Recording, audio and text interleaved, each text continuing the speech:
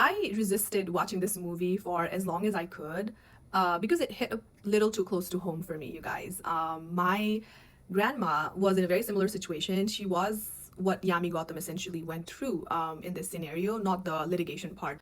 Her husband married someone else while she was still in the house and giving birth to his children. So I have grown up with all of the horror stories of what happened and how much pain and how much trauma my grandma had to go through because of that. And I think that it's sort of I think trauma does get passed down, to different generations, because my mom could never really get over that herself, and I think that it still affects me also. And that every time I saw Yami, I could just picture my own grandma there. But I was never able to understand how the men thought that this was okay.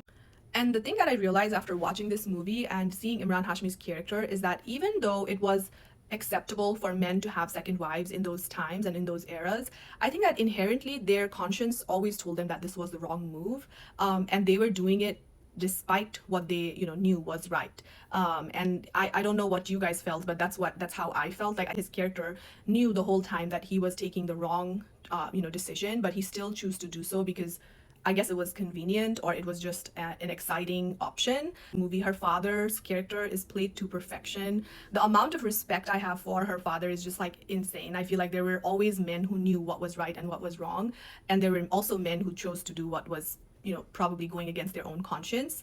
And that's one thing I also realized. And yeah, I hope that Yami gets all the awards, the IFA, the National Award, the Filmfare Award. I mean, thankfully for Yami, Alia has not done any movies this year, so hopefully they don't give it to the same person again and again. But Yami's performance was so powerful, and it was just a wonderful watch. I think it was almost cathartic for me to watch this movie and see what I saw.